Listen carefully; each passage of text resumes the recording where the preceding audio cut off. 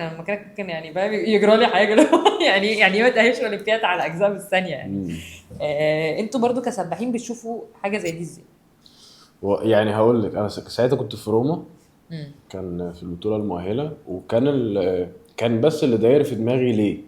مم. وكنت كل يعني راكب الطياره او اليوم اللي قبل مركب الطياره انا تمام زي الفل.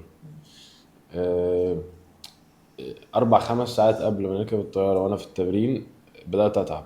روحت البيت درجه حرارتي عاليه وبطني وجعاني وحاسس اني عايز ارجع والكلام ده بقى كله. ركبت الطياره بقى من هنا لك ما تشوف الا النور. مم. طبعا واخد ادويه الدنيا والدين كلها، مم.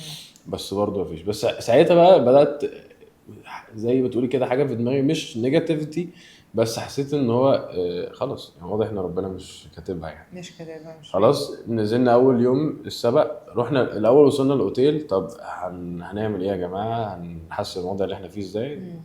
كلمنا حد من الدكاتره اللي نعرفهم يعني، قال لك اسهل حاجه تروح تعلق محاليل. مم. طيب ماشي خلاص، رحنا علقنا محاليل عشان خاطر نعوض كل اللي احنا فقدناه. لان انا كنت الفرق ما بيني وما بين ان انا يغمى عليا في المطار اجزاء، لدرجه ان انا نمت في التاكسي من المطار للاوتيل. ونمت صحيت حاسس ان انا جسمي منمل مم. وراسي منمله. مم. ودخلت الاوتيل قلت له انا ما اعرفش هم فين ولا ده لاي حد من بتوع مصر. اوكي، انت ما كنتش رايح معاهم انت؟ لا كنت رايح يوم اوكي. اللي قبل. اوكي. كنت مطلع فيستي على فرنسا، فكان لازم اختم في كده اه، يعني، في حاجات فرنسا، بقى القصة العشوائيه بتاعت الجديدة دي، الجواز دي. اه.